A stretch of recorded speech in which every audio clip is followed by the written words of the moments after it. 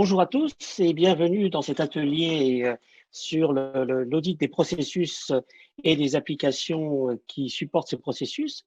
Pour ceux qui n'auraient pas participé à l'atelier précédent de présentation des résultats, enfin des travaux de la commission, donc là, nous sommes dans le cadre d'un nouveau guide qui vient de sortir aujourd'hui sur effectivement l'audit des processus et des applications informatiques. Pour illustrer ce livre et le parcourir, nous avons dans cet atelier, nous allons vous présenter deux cas pratiques, un sur le cycle achat et un sur le cycle note de frais. Voilà. Alors, surtout, n'hésitez pas, n'oubliez pas que vous avez pour que ce soit considéré comme une formation et donc pour recevoir une attestation AS4F, vous aurez un quiz et un questionnaire de satisfaction à remplir dans les 10 jours qui suivent cet atelier. N'oubliez pas ça. N'oubliez pas aussi que on attend des réactions de votre part sur les hashtags qui suivent sur les réseaux sociaux. Donc, n'hésitez pas. On attend vos commentaires, bien évidemment. Alors, pour les intervenants pour ce premier atelier, je suis désolé, je vais commencer par moi parce que je serai le premier à rentrer en scène pour la partie théorique. La partie théorique de l'audit des processus. Excusez-moi, j'avais un téléphone sur deux qui était pas coupé. Et ensuite, nous aurons Florian qui va, lui, mettre en pratique par un exemple cet audit de l'application achat et du processus achat. Et ensuite, Yénéba qui va nous présenter la même chose sur l'aspect note de frais. Voilà. Donc, alors, vous retrouvez effectivement ce schéma général des macro-processus avec l'évolution de l'offre, le circuit des ventes, le circuit des achats et approvisionnements et le service client. Et ensuite, les processus support, que sont la comptabilité et la finance qu'on connaît bien, qui sont la paye et les ressources humaines, et qui sont effectivement l'informatique. Voilà la vue d'ensemble d'une entreprise, je dirais quelle qu'elle soit, et sans oublier le futur et le service client, évidemment. Ce qui est important. Et vous voyez par les couleurs différentes les différentes actions informatiques qui supportent effectivement ces processus. Et vous voyez qu'effectivement, la cartographie du système d'information en matière d'application est bien collée sur l'aspect sur la cartographie elle-même des processus, ce qui est important. Donc, nous allons parler là de procure to pay, pour employer la terminologie anglo-saxonne, juste pour que on parle tous, quand on retrouve dans d'autres ouvrages qu'on retrouve bien les mêmes termes. Voilà. Alors, quel est l'applicatif d'un processus achat? Vous voyez ici la représentation d'une gestion commerciale d'ensemble. Vous avez sur la droite toute la partie qui concerne les achats, à commencer par la commande d'achat pour aller sur la réception, sur le contrôle facture et ensuite se déverser dans la comptabilité. Vous avez sur la droite, effectivement, les fichiers qui sont concernés par cette application achat, à savoir les fiches fournisseurs, qui sont les fournisseurs, quels sont leurs RIB, quelles sont leurs adresses, quelles sont leurs particularités, quels sont leurs métiers, pourquoi est-ce qu'on les a choisis et pour quel type de produits.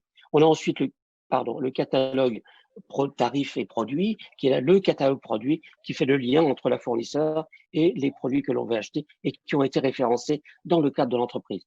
Et ensuite, nous avons effectivement le portefeuille de commande. Alors là, c'est le grand portefeuille où on retrouve la commande depuis sa naissance jusqu'à ce qu'elle soit effectivement reçue, accomplie et payée. Vous avez tous les statuts, le portefeuille, la commande qui change dans tous ces statuts et qui est là. Voilà la cartographie quelque part de l'application. Que l'on va maintenant essayer d'auditer. Alors, pardon, un peu plus en détail les fonctionnalités.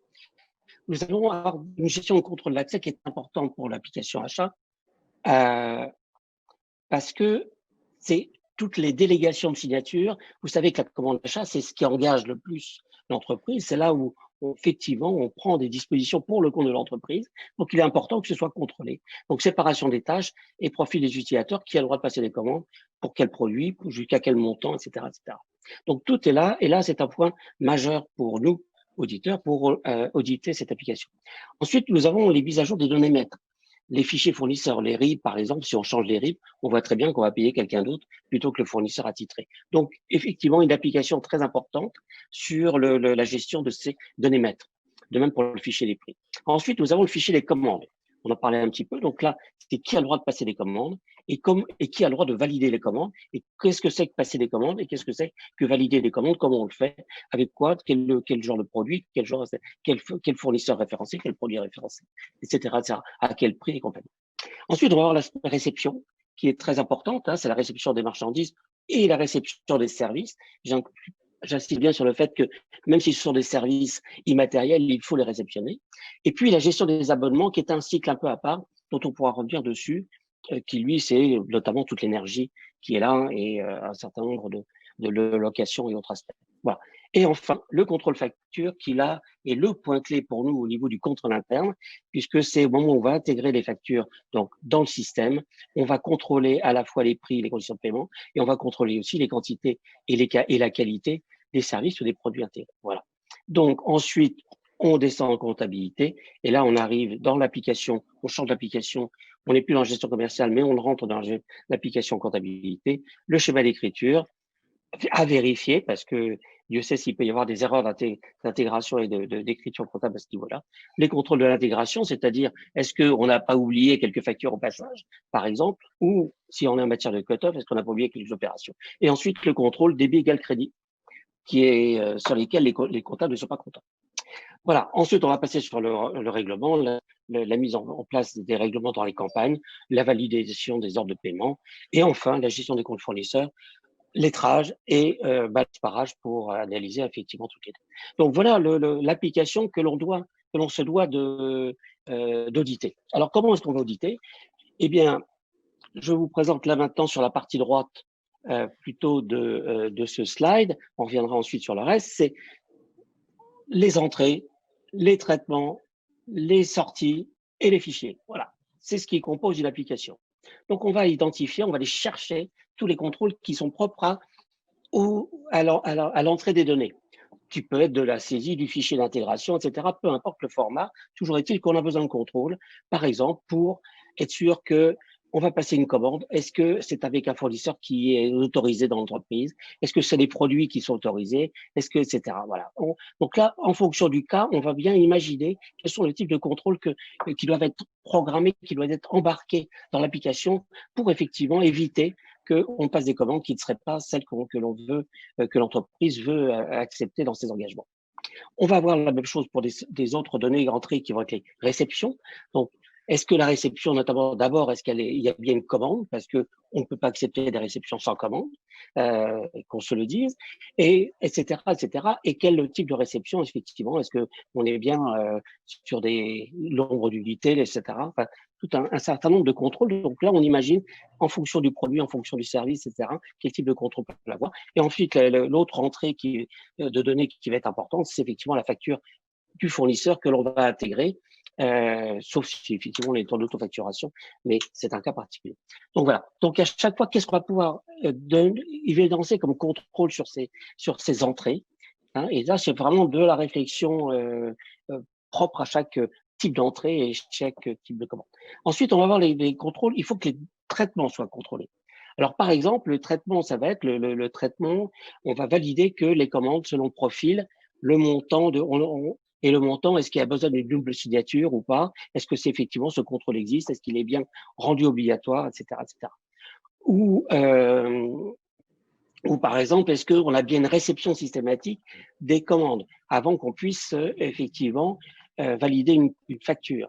Est-ce qu'on a bien un contrôle facture qui est obligatoire, qui va valider le fait que la facture est égale à la réception, est égale à la commande, avec un petit écart souvent accepté de quelques pourcents. Voilà, donc là, on va… et puis, on va s'assurer, par exemple, qu'on va avoir des saisies directes, oui, de factures, oui, mais que dans des cas exceptionnels ou pour le cas des abonnements, qui est un traitement un peu particulier. Sinon, il faut absolument une commande et une réception systématique pour un bon contrôle interne. Pour le contrôle des paiements, voire processus comptable, effectivement, que vous verrez tout à l'heure suivante, avec Jérôme qui vous parlera effectivement du processus comptable.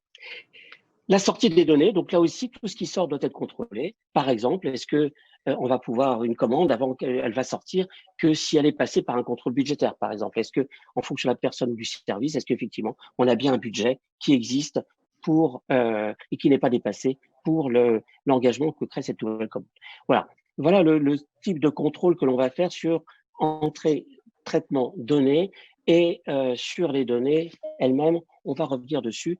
Mais sachez que vraiment un applicatif de gestion des achats est très important parce qu'il supporte beaucoup de points majeurs de contrôle interne qui, je vous rappelle, c'est quand même l'engagement. On engage la société en passant des commandes. Donc vraiment, il y a besoin de tout un circuit et un applicatif de gestion commerciale d'achat va effectivement inclure tous ces aspects et tous les points de contrôle interne seront, tous les contrôles clés de contrôle interne seront effectivement embarqués par cet applicatif.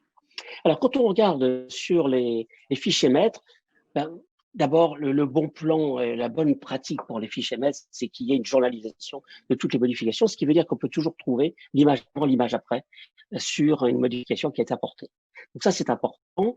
C'est important aussi que tout le monde ne puisse pas faire les modifications, mais seulement certaines personnes autorisées, qui éventuellement des doubles contrôles, etc. Donc, vous voyez, selon la sensibilité, si on parle de RIB, vous êtes habitué à ça, il faut vraiment savoir qui peut changer les RIB et à quel moment et comment est-ce que c'est contrôlé, comment est-ce que c'est validé, etc. C'est important. Voilà. Ensuite, on a aussi le portefeuille de commandes. Et lui, il faut savoir que les portefeuilles de commandes, malheureusement, ça arrive un peu trop souvent. Il y a des vieilles commandes qui sont restées là. Il y a des réceptions qu'on ne sait plus qu'on a oubliées. Il y a voilà. Donc, il est important que tout ça se soit vraiment nettoyé régulièrement, que l'on fasse vraiment du suivi de toutes ces commandes et qu'il n'y ait surtout pas de facture sans commande. Ça, c'est à proscrire sur un plan contrôle interne, bien évidemment. Alors, vous me direz toujours, il y a toujours l'avocat de la direction générale qui va passer à côté, oui, et on est vraiment sur des cas exceptionnels qui méritent des traitements exceptionnels. Voilà. Donc, ensuite, sur les données transactionnelles, ben là, on est beaucoup plus sur des journaux d'achat, des listes de commandes, voilà. On est sur des choses beaucoup plus classiques, où là, effectivement, c'est simplement s'assurer que les évolutions du portefeuille de commandes sont bien en ligne avec toutes les données transactionnelles qui le relativisent. Donc, je vous rappelle le point clé d'une revue d'application, c'est les contrôles sur les entrées, sur les traitements, sur les sorties et sur les données transactionnelles, mais et aussi et surtout sur les données maîtres. Voilà. Alors, on parle de données et à ce moment-là, en matière de données, il faut aussi prolonger quelque part un peu les choses. C'est que en matière de données, qu'est-ce qui est important? C'est l'exhaustivité, l'exactitude et la pertinence. La pertinence, c'est-à-dire qu'on a bien des données qui ont trait au cycle achat et non pas voilà, pour bien cibler effectivement l'intérêt. Donc ça, c'est la première objectif qui est sur la qualité de données. On est à mi-chemin entre les contrôles généraux et les contrôles propres à l'application, hein, notamment pour, je vous rappelle, exactitude, exhaustivité et pertinence. Le deuxième objectif aussi sur les données dont on parlait, c'est la sécurité des données. Là, on est encore plus dans les contrôles généraux. C'est la disponibilité de ces données, c'est l'intégrité de ces données, la confidentialité et la preuve, la traçabilité, effectivement, le chemin de révision que vous connaissez bien, l'existence de chemins de révision qui puissent être complètement visibles et documentés et stockés. Voilà. Donc là, on est à mi-chemin entre le premier guide et ce deuxième guide sur les processus d'achat. Mais c'est ça toute la problématique des applications, c'est qu'elles doivent tourner dans un environnement système d'information sécurisé et fiable, qui assure la disponibilité des données, leur intégrité, etc. Et en même temps, elles ont leurs propres mouvements qui sont les vraies données opérationnelles qui doivent répondre à tout ça. Voilà. Donc, si on veut se recadrer là-dessus sur la démarche du CAC, le CAC, lui, quand il audite les achats, que ce soit papier ou systématique, il va vouloir s'assurer de ces différents contrôles Vous connaissez tous le cut-off, les réceptions, les validations, les existences de commandes, etc. Voilà, tous les qui sont rappelés ici. Et c'est ce que le commissaire aux comptes, il va chercher à retrouver dans l'application elle-même, que tous ces objectifs de contrôle sont bien réalisés par des contrôles embarqués. Je mets de nouveau un accent sur les contrôles des accès, puisque c'est le reflet de toutes les délégations de signatures qui sont dans ces contrôles d'accès, par personne, par service, par niveau, par montant, etc. Donc, c'est un sujet vraiment tout à fait particulier sur lequel il faut vraiment zoomer. Voilà. Maintenant, je vais passer la parole à notre ami qui va nous montrer un cas pratique sur une société prestataire de services et de vente de biens. La parole est à toi. Merci Serge. Concernant le cas pratique, donc on est face à une société qui est prestataire de services et qui vend des biens, société implémentée en France. Le traitement comptable est réalisé par le service administratif et financier, donc assez classique. Cette société fait face depuis quelque temps à des dysfonctionnements de ses applications et fait donc appel à un cabinet d'audit spécialisé dans l'audit des applications. Ce qu'on va regarder ensemble, c'est comment préparer l'entretien, donc comment on définit les objectifs, comment on identifie les interlocuteurs. En matière de conduite d'entretien, comment on peut préparer des questions. On verra ensemble juste après quelques exemples de questions. Et on regardera également quelque chose qui est très important, qui est la grille d'analyse des tâches du processus achat, qui permettra à l'auditeur finalement de définir selon cette grille d'analyse un certain nombre de réponses pour identifier les risques, les faiblesses et proposer des recommandations. On verra donc, également... Là, on est... Ah, pardon. Non, je voulais juste dire qu'on verra également un exemple de logigramme qui est une manière de représenter le processus qui est une bonne pratique et que les auditeurs aiment bien parce que ça permet d'illustrer les tâches et les contrôles. Évidemment, nous parlerons des risques et nous terminerons par parler un petit peu de dictionnaire de données et d'analyse de données. Je pense que ça pourrait permettre également de répondre à une question que nous avons eue dans le chat sur quels sont les outils informatiques à utiliser pour l'audit des achats et des notes de frais. Ok, donc là, on est vraiment sur des exemples de papier de travail, certes simplifiés, mais néanmoins, c'est le cas. Donc, vas-y. Donc, typiquement, dans l'exemple qu'on a sous les yeux, on va en ligne définir les différentes étapes d'un processus achat classique, donc la commande, la réception, le contrôle facture, qui est vraiment un contrôle clé, qui permet de valider le règlement, et puis ensuite l'élaboration de statistiques. Et on va identifier en colonne les différents acteurs du processus. Donc typiquement, en première colonne, par exemple, le service métier. En deuxième colonne, on aura le magasin ou celui qui va utiliser le service. La comptabilité en troisième colonne et le service juridique. Et vous voyez ici, on fait en fait cette identification des rôles et responsabilités avec des petites croix qui permet de bien savoir qui intervient à quel niveau du processus. Une fois qu'on a défini ça, ce qui est important, c'est de se poser les bonnes questions. Une des premières questions qu'on va se poser pour illustrer ce que disait Serge tout à l'heure sur le maintien du fichier de fournisseur. Est-ce que le fichier des fournisseurs est à jour? C'est un point très important parce que on peut avoir par exemple des fournisseurs, un risque d'avoir des fournisseurs en doublon ou avoir des fournisseurs qui sont finalement plus utilisés, qui sont obsolètes et qui devraient être fermés et être clôturés. Donc typiquement ici on a répondu oui, mais si on avait répondu non, on aurait une probabilité, enfin une recommandation et des actions à proposer, à mettre en place dans la dernière colonne. La deuxième question sur les autorisations, c'est un point très important, comme le disait Serge. On a typiquement des seuils de validation en fonction de montant et on va aller voir si dans l'applicatif achat, on a une bonne définition de ces seuils et si les droits d'accès sont affectés aux bonnes personnes. La question suivante sur le portefeuille de commande, est-ce que le portefeuille de commande est à jour? C'est important aussi de, entre guillemets, nettoyer régulièrement ces commandes pour aller clôturer les commandes qui sont plus d'actualité.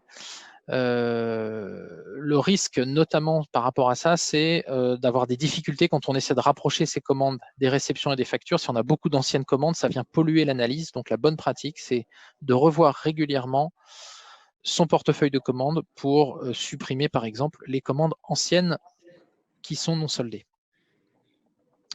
Et enfin, sur les conditions de paiement, dernière question sur les conditions de paiement, est-ce que voilà, les conditions de paiement qui avaient été fixées au départ sont respectées, que ce soit le délai de paiement, j'illustrerai tout à l'heure un petit cas, et puis les conditions, le type de paiement, le mode de règlement par exemple. Sur ce slide, vous avez une illustration des risques. Alors j'en ai parlé un petit peu, mais typiquement, sur un cycle achat, on va couvrir le risque d'éviter d'avoir à régler des fournisseurs qui ne sont pas référencés ou de faire des paiements qui ne seraient pas validés.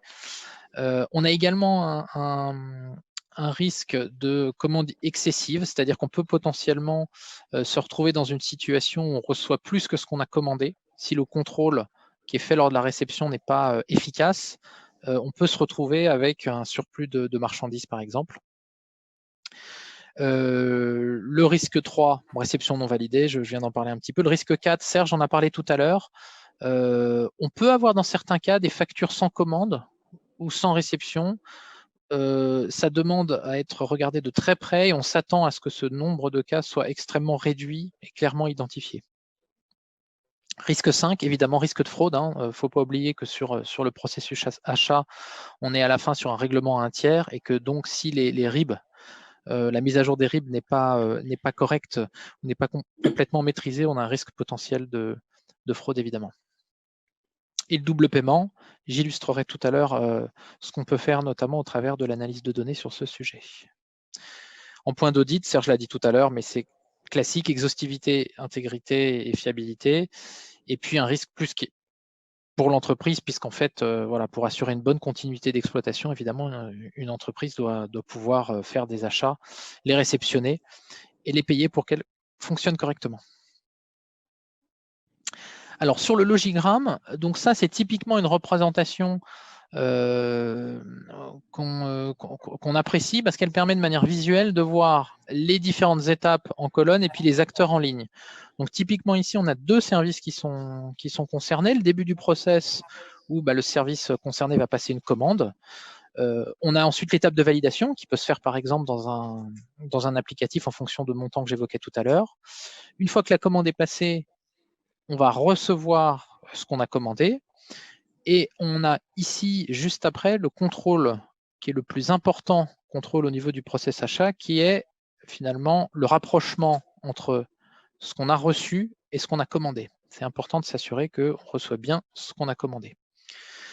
Ce contrôle-là, en fonction de sa réponse, soit c'est positif et on va au contrôle facture, soit ça ne l'est pas et on revient ensuite au niveau du passage de commande.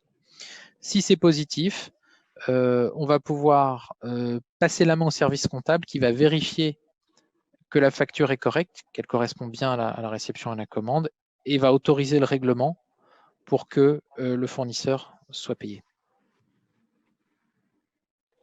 Tu peux peut-être zoomer un petit peu sur le rapprochement commande et réception? Oui, alors le contrôle commande, réception et réception facture, comme je le disais, c'est le contrôle le plus important sur les achats. Ce qu'il faut savoir, c'est que ce contrôle peut être soit manuel, c'est-à-dire fait à l'extérieur du système où finalement on va rapprocher la commande papier avec la facture papier, mais il est possible également, on le voit notamment dans les ERP, d'automatiser ce contrôle, c'est-à-dire que le système va, quand on va, lors de la réception, saisir son numéro de commande, va rapprocher automatiquement la réception, la commande et la facture, et va en fait, si on est dans un seuil de tolérance qu'on aura préalablement défini, va autoriser automatiquement le paiement.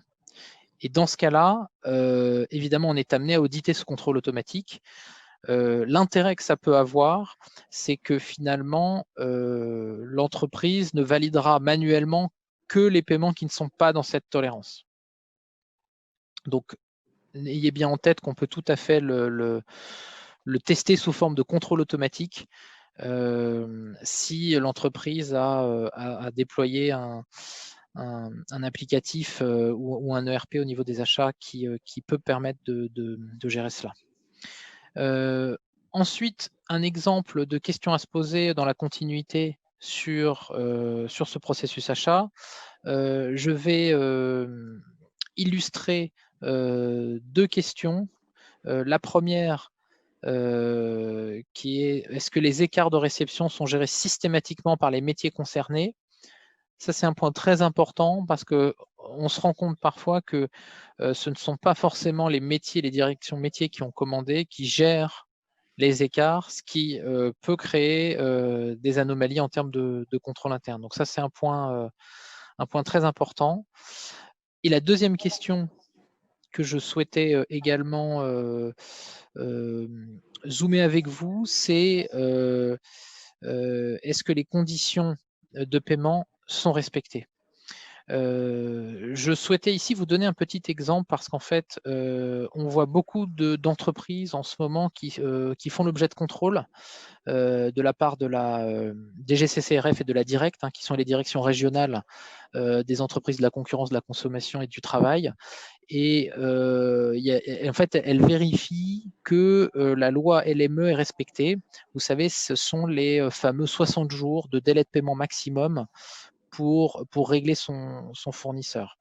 Et en fait, on se rend compte qu'il y a pas mal d'entreprises qui ont été condamnées récemment. Vous pouvez aller sur d'ailleurs le site, ce qui est assez bien fait, du ministère de l'économie et des finances, et vous verrez que voilà, il y a un focus particulier sur ces délais de paiement. Et le commissaire aux comptes peut tout à fait alerter sur ce type de risque et aller voir, notamment par des techniques d'analyse de données, si ces délais de paiement sont respectés ou pas.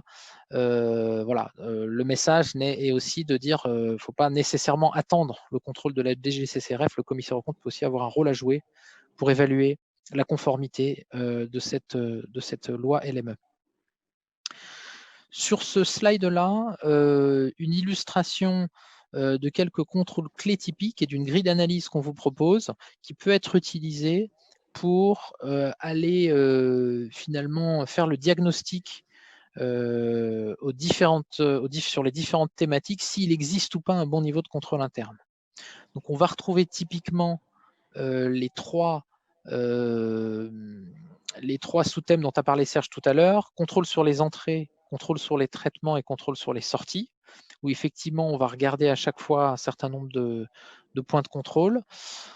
On retrouve en transverse le premier thème sur le contrôle des accès, qui est un thème très important, notamment qui peut mettre à jour le fichier fournisseur, qui peut modifier les RIB, point très important. Et on a également sur les contrôles d'accès tout ce qui est délégation de signature en fonction de montant préétabli. Sur les fichiers maîtres sur les achats, comme le disait Serge tout à l'heure, un des points clés, c'est la journalisation des modifications. Sur la plupart des ERP, des applicatifs, vous avez des fonctionnalités qui permettent de tracer les modifications, de les historiser. Faut-il encore que ça ait été correctement activé? On a parfois des exemples d'entreprises qui vont historiser que, par exemple, la dernière modification.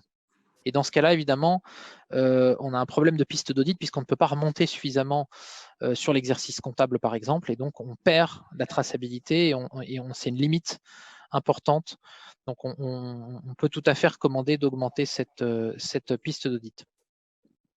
Enfin, je souhaite terminer cet exemple par un exemple d'analyse ou de données qu'on peut être amené à réaliser en tant que commissaire aux comptes. Et pour répondre à la question que nous avons eue dans le chat sur les outils utilisés Ici, en termes d'analyse de données, on peut donner quelques noms. On utilise des outils comme par exemple ACL ou IDEA qui sont utilisés depuis déjà pas mal d'années par les auditeurs, qui permettent assez facilement de récupérer de la donnée et de l'analyser. Mais on a également des outils plus récents, plus modernes. Il y a notamment un outil qui est pas mal répandu dans le monde des auditeurs en ce moment, qui est un outil qui s'appelle Alteryx et qui permet, notamment dans les étapes de préparation et d'extraction de données, d'être très efficace, de manipuler d'importantes quantités de données.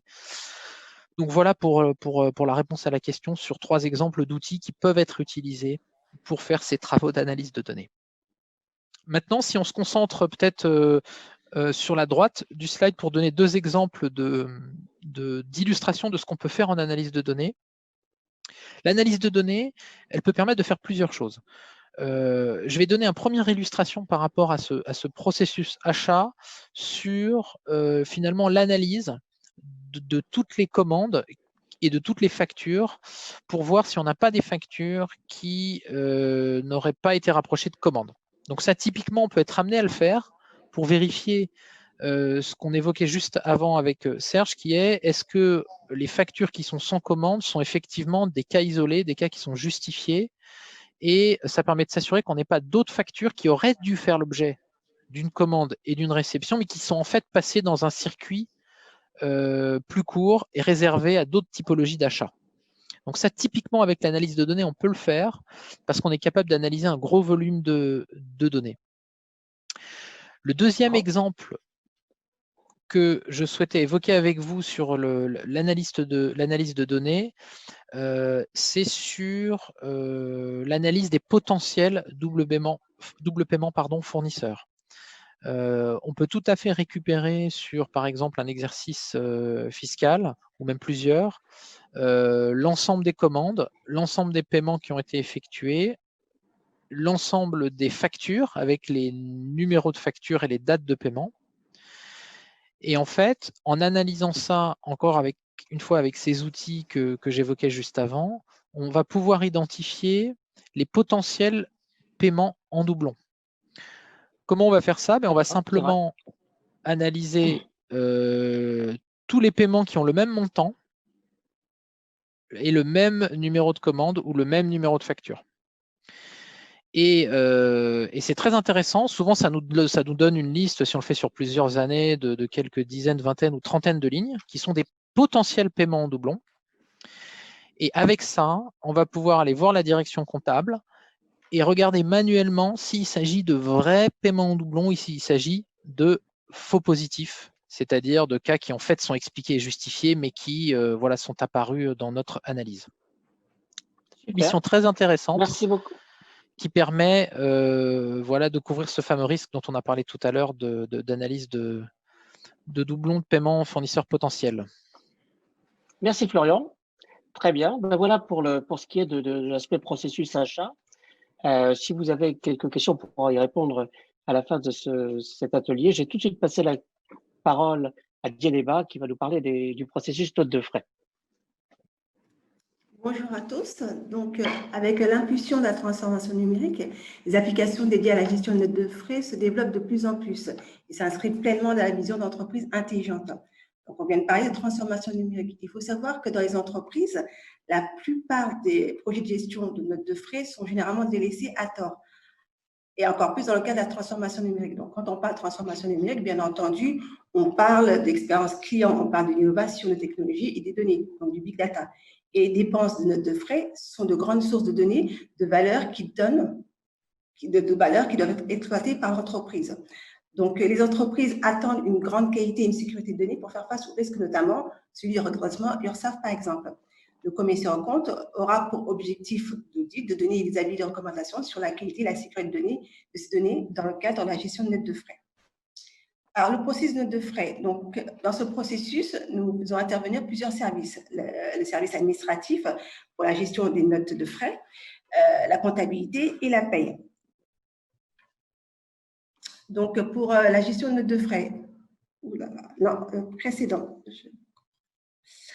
Merci. Donc, pour la gestion de notes de frais, on voit que le processus commence par les dépenses. Ensuite, nous avons la saisie de notes de frais, la vérification, le contrôle, puis la validation. Pour la comptabilité, également, nous avons la comptabilisation des frais, la refacturation liée aux affaires, puis intervient le service paye pour la génération des fichiers de virement et le remboursement des frais. Les applicatifs. Alors, qu'est-ce qu'on peut attendre? Quelles sont les caractéristiques qu'on peut attendre d'un logiciel de note de frais? Que ce soit une application mobile qui est une création de dépenses, notamment grâce à la technologie OCR qui permet la reconnaissance optique de caractère, le rattachement des justificatifs de frais, être intuitif, intégrer les barèmes de l'URSSAF, approbation par le supérieur hiérarchique, définir des règles de plafonnement, automatiser le calcul des indemnités kilométriques, par exemple, vérification de la TVA déductible, et bien entendu, la synchronisation des utilisateurs avec d'autres briques du système d'information et une exportation des écritures comptables vers le logiciel de comptabilité. Les données permanentes, on peut en dire quelques mots. Par exemple, des exemples de listes, exemple de données, pardon, ce sont les listes du personnel en lien avec la personne habilitée à valider, les barèmes internes et externes, par exemple les indemnités kilométriques, le barème du l'URSSAF, les plafonds, tout type de dépenses qui peuvent exister, les modes de paiement, bien entendu la liste des devises et le schéma comptable. Alors, concernant les contrôles des applications, alors, ce qu'on attend d'une application, c'est qu'elle nous garantisse une qualité et une sécurité de données tout au long du processus. Donc, de l'entrée de données, de la donnée à son traitement jusqu'à la sortie. Donc, on attend, par exemple, à l'entrée de données, une certaine exhaustivité, notamment avoir les plafonds, tous les plafonds et à jour, avoir tout type de dépenses, tout ce qui est lié au type de frais, au mode de règlement et aux devises. Concernant le traitement, on attend une exactitude, notamment dans le calcul automatique des montants de remboursement, TVA récupérable, taxes de séjour, etc. La gestion multidevise avec l'application des taux de change qui doit être à jour, export des dépenses vers le logiciel de comptabilité sans ressaisie, donc exhaustivité et exactitude. Et en termes de sortie de données, on attend bien entendu une validation de remboursement simple et rapide. Alors, premier objectif de données, c'est la qualité de données. Donc, les informations traitées par les applications sont des données. Les applications pour les notes de frais doivent garantir la qualité de données et c'est essentiel. Certaines applications peuvent être entachées d'anomalies. Ces anomalies peuvent remettre en cause la qualité des données. Le commissaire aux comptes, dans sa démarche d'audit, doit s'assurer de la qualité de données depuis son input dans le système d'information jusqu'à sa transformation, son extraction et son déversement dans les logiciels. Pour les données permanentes qu'on vient de voir, le commissaire aux comptes doit s'assurer qu'elles sont à jour et que leurs accès en création et mise à jour est limité, assurant ainsi la séparation des tâches. Alors, quand on parle de qualité des données, on parle de trois choses, essentiellement l'exhaustivité, l'exactitude et la pertinence ou le caractère approprié d'une donnée.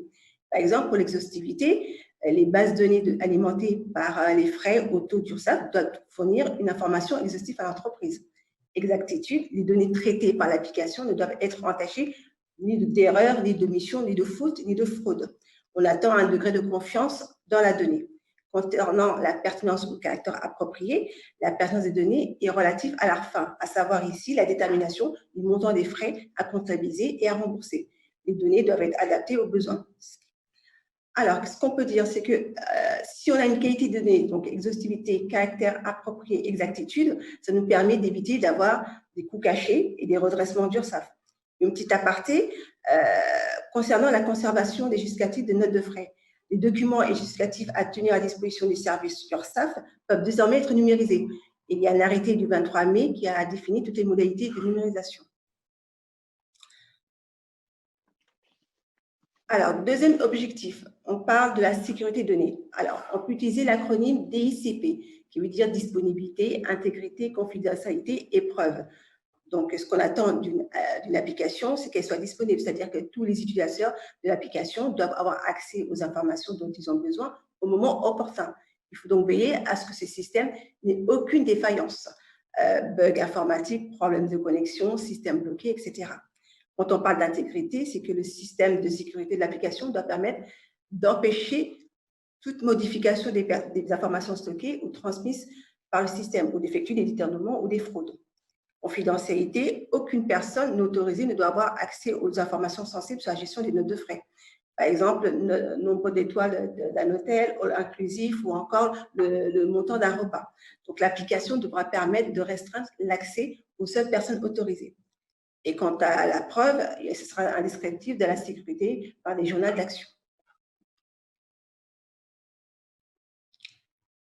Alors, on vous a proposé une démarche pour l'audit de la gestion de notes de frais. Donc, cette démarche se compose en 7 étapes. Donc, la première étape, ce sera la préparation de l'entretien, c'est-à-dire définir les objectifs d'entretien, identifier les interlocuteurs, collecter les informations. La deuxième étape sera de conduire cet entretien avec examiner les objectifs d'entretien, préparer les questions, lister les documents. Ensuite, il y aura un questionnaire. La quatrième étape sera la grille d'analyse des tâches, puis sera proposé un logigramme, une analyse des risques et enfin un dictionnaire de données. Si on prend par exemple l'étape de grille d'analyse des tâches, il suffira sous forme de tableau de lister tous les services qui vont intervenir dans le process. Donc ici, on aura le service administratif et comptabilité et paye et toutes les tâches. Et pour chaque tâche, il faudra l'attribuer au service. Par exemple, tout ce qui est réception de notes de frais, vérification, validation et contrôle, c'est pour le service administratif. Tout ce qui est lié à la comptabilisation, bien entendu, au service comptabilité et le remboursement des notes de frais au service paye. Alors, qualité d'un processus. Ce qu'on peut attendre d'un processus, c'est que, pour qu'il soit performant, c'est que le responsable de ce processus ait certaines qualités. Donc, on lui demandera, bien entendu, d'avoir une connaissance approfondie de l'activité, de documenter, de coordonner, de mesurer les performances également et de présenter les résultats et, bien entendu, de mener à bien le projet. Dans l'étape, nous avons également proposé un logigramme. Comme on l'a dit précédemment, il s'agit de mettre sur papier, de formaliser, faire sous forme de dessin tout le processus, donc avec un début et une fin. Au cours des étapes, tous les intervenants, selon les services, seront représentés et en fonction des questions qui sont posées, les actions seront menées.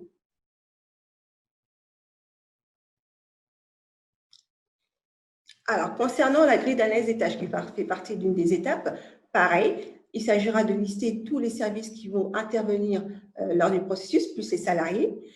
Et en face, on indiquera toutes les tâches qui vont être attribuées, soit aux salariés, par exemple, comme les dépenses effectuées, l'analyse des frais pour le service administratif, la comptabilisation pour le service comptabilité et le remboursement pour les ressources humaines. On propose également un questionnaire. Alors, ce questionnaire, il a pour but de s'assurer qu'il n'y a aucun risque sur la qualité de données. Donc, comme on l'avait dit précédemment, quand on parle de qualité de données, c'est exactitude, exhaustivité et un caractère approprié. Si on prend par exemple la donnée dépense, la question qu'on peut se poser, c'est est-ce que la dépense est autorisée? Si la réponse est oui, on passe à la question suivante. Est-ce que la dépense a été imputée au bon salarié? À supposer que la réponse soit non. Donc là, il y a une action corrective à mettre en place afin d'améliorer le processus et de détecter les failles. Question suivante, est-ce que le montant de dépenses de la période est exhaustif? Si la réponse est non, eh bien, une action corrective doit être mise en place. Il faudra améliorer le processus tout en détectant les failles. Dernière question, est-ce que la date de rattachement de la dépense est exacte? Si la réponse est oui, on passera à une question suivante.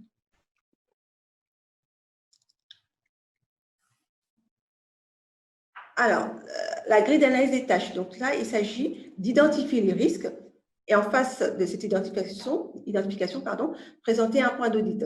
Par exemple, si on reprend toujours la donnée dépenses, les risques qu'on peut trouver, c'est qu'il y ait des erreurs sur le type de dépenses. Une restauration à la place d'un hôtel, il peut y avoir des doublons, une mauvaise imputation sur le mauvais salarié. Et donc, le point d'audit, ici, ce sera un problème sur l'exhaustivité, la fiabilité et l'intégrité des données.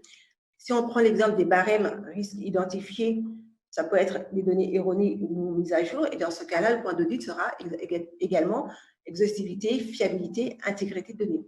Pour le mode de paiement, ce sera le risque qu'on peut trouver, c'est qu'il y ait une erreur sur le mode de paiement ou une erreur sur les coordonnées bancaires. Et le point d'audit sera également exhaustivité, fiabilité et intégrité des données. Si on prend l'exemple du schéma comptable pour terminer, le risque identifié, ça peut être le non-respect d'une comptabilisation, c'est-à-dire qu'une comptabilisation a une mauvaise période, ou le risque de non-respect d'une règle d'évaluation, on l'a comptabilisé sur la bonne période, mais pas au bon montant. Ou alors, on a un non-respect de la présentation, c'est-à-dire que les règles de comptabilisation et d'évaluation ont été respectées, mais les comptes utilisés ne sont pas les comptes. Donc, ce qui fait qu'on a un problème de présentation du bilan et du compte de résultat. Donc, le point d'audit ici, c'est une non-conformité de la réglementation. Concernant l'analyse des données, donc je ne vais pas beaucoup m'étaler puisque Florian a fait une très bonne explication. Donc, ce que je peux juste dire, c'est que la commission d'audit a à rédiger un recueil sur les tests d'audit de données, donc, qui sera à votre disposition. Le risque de fraude. Alors, le risque de fraude fait partie également des étapes qu'on proposait dans notre démarche. Par exemple, si on prend les données administratives, le risque identifié, c'est qu'on ait une utilisation non autorisée de la donnée ou que l'IBAN soit erroné ou usurpé, ainsi qu'il y ait une usurpation d'identité. Donc là, le point d'audit, c'est qu'il y a une non-conformité de la réglementation. On a également un problème d'exhaustivité, de fiabilité et d'intégrité des données. Si on prend les données à caractère personnel, par exemple, le risque ici, c'est que si l'utilisation interdite de données à caractère personnel. Et le point d'audit, c'est qu'on est dans le cadre du RGPD.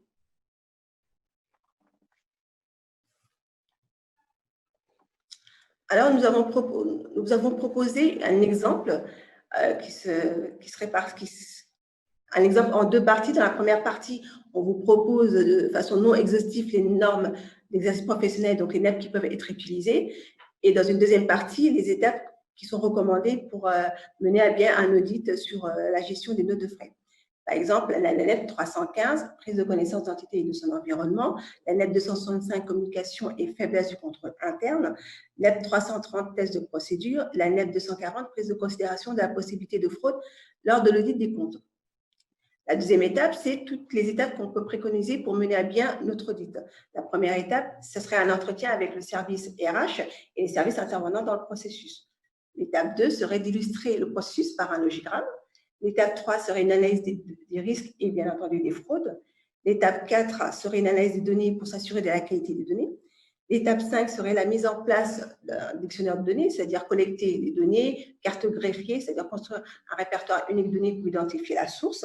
Ensuite, qualifier les critères pertinents des données et valider, bien entendu, ce dictionnaire. Étape 6, ce sera donner notre avis et nos recommandations sur la faiblesse du processus des notes de frais. Étape 7, faire une revue analytique. Et étape 8, finir par une validation des assertions. Très bien. Alors, j'aimerais répondre à une petite question concernant sur les logiciels populaires. Alors, les logiciels populaires, on en a plein. Alors, ce qu'on peut citer à titre d'exemple, c'est le logiciel Eurecia, Genji, Silex, N2F, Clemi, il y a Expensia, Sage Cloud 100 également propose les logiciels de gestion de données. Alors, ces logiciels sont pour la plupart des logiciels de finance et de comptabilité qui permettent une gestion rapide des demandes et de remboursement des notes de frais. Donc, ces logiciels, bien entendu, garantissent la qualité et la sécurité des données. Ces applications sont adaptées à tout type de profil. Alors, profil pour les mobiles, les connectés, voire les hyper-connectés, les petites entreprises, les sociétés du CAC 40 et même les députés. Alors, une petite aparté, suite à une évolution réglementaire, les députés doivent désormais intégrer la gestion de notes de frais dans leurs habitudes quotidiennes. Donc, eux aussi sont amenés à utiliser, comme nous, et nos clients, des logiciels de gestion des notes de frais. Bien entendu, tous ces logiciels que je viens de citer et bien d'autres ont pour caractéristique de nous faire gagner du temps et des visibilités sur nos dépenses, d'automatiser le traitement des dépenses liées aux notes de frais, d'échanger efficacement avec d'autres services et bien entendu de valider les notes de frais en ligne. Et les justificatifs qu'on conserve en ligne ont la même valeur légale que ceux qu'on conserve en papier. Et bien entendu, l'ensemble de ces logiciels doivent nous permettre d'être conformes à la loi, c'est-à-dire être conformes à la loi anti-fraude de la TVA, être performants et intuitifs, agile, puisqu'on a parlé de la transformation numérique, et bien entendu, sécurisés par des données cryptées et des accès sécurisés. Voilà. Nous avons... Merci. Oui. Oui, nous avons une question, Florian. Serge, je me permets de la lire pour que tout le monde l'ait. Comment s'assurer que les fichiers de données fournis par l'entreprise, un fichier de BL ou fichier des commandes validées, sont exhaustifs et ne sont pas altérés? Alors, je peux proposer une réponse, si vous êtes d'accord. Le point, effectivement, est très important. Quand on utilise des données pour faire des analyses, il faut s'assurer, évidemment, que les données sont bien fiables. Donc, il y a plusieurs niveaux de réponse possibles. Un des moyens, ça peut être d'être présent chez son client quand il fait l'extraction. Et par observation, finalement, on va regarder que les critères qu'il utilise pour extraire les données sont les bons. typiquement du 1er janvier au 31/12. On va vérifier que ça filtre sur les bons éléments. Et on le documentera comme ça dans notre dossier d'audit par observation, c'est assuré voilà, que le traitement et le filtre était le bon. La deuxième possibilité, c'est de demander à son client de garder une copie de la requête ou une capture d'écran de ces fameux filtres que je viens d'évoquer. Hein, c'est notamment là, pendant la période de Covid, évidemment, on est beaucoup intervenu à distance, donc on a pas mal fait comme ça. Et la troisième possibilité, qui est effectivement une bonne pratique, c'est de rapprocher ces données, d'essayer de les recadrer avec autre chose. Je vous donne un exemple, mais si on récupère toutes les écritures comptables de l'année, on va simplement rapprocher ça avec notre balance d'ouverture et notre balance de fermeture. Et là, on aura un niveau d'assurance assez élevé sur l'exhaustivité parce que finalement, on se sera assuré que voilà, en repassant toutes les écritures, on arrive bien à notre balance de clôture. Donc, retenez qu'il y a trois possibilités pour effectivement s'assurer qu'on ait bien une base exhaustive. Et c'est effectivement un prérequis très important. Merci pour la question. Et ce qui est une très bonne question. Et pour ça, et une autre réponse aussi, c'est surtout assister à 16 heures à l'atelier sur l'audit des données, puisque ce point sera couvert en tout cas. Donc voilà. Alors je vous rappelle que cet après-midi, vous allez ensuite avoir maintenant un atelier sur l'audit informatique vente d'une part, comptabilité d'autre part, et donc après, effectivement, à 16 heures, vous aurez l'audit des données. Voilà. Je vous remercie beaucoup pour votre attention. S'il y a d'autres questions, de toute manière, vous pouvez toujours les poser par mail, on y répondra.